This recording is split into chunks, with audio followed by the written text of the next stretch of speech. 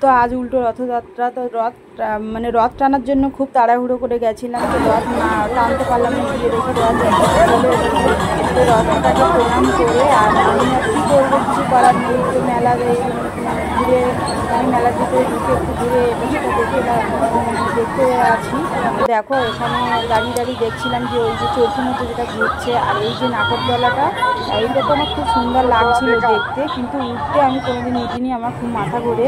তো ওখান দিয়ে দেখতে আস্তে আস্তে বাইরের দিকে বেরিয়ে আসলাম। তো রাস্তায় দেখো এখানে বসছিল যে কাচের যে ফটোগুলো হয় না, ফ্রেম ফটো, আর ওই সাইডে ওই কাকুর ছিল হচ্ছে ওই শিবের করা পাথর বাটি বা শিবলিঙ্গ। তো আমি ওখান থেকে একটা পাথর বাটি আর শিবলিঙ্গ নিয়েছি, নিয়ে এবার মেলার মানে বাবু বললো একটু চলো ভিতরে যাই। তো এই যে এই খেলনাগুলো দেখছিল ও দাঁড়িয়ে, তো দেখে লাস্ট শেষ নিয়ে আমি চলো বাড়ি যাই বলে বেরিয়ে মেলা থেকে চলে এলাম।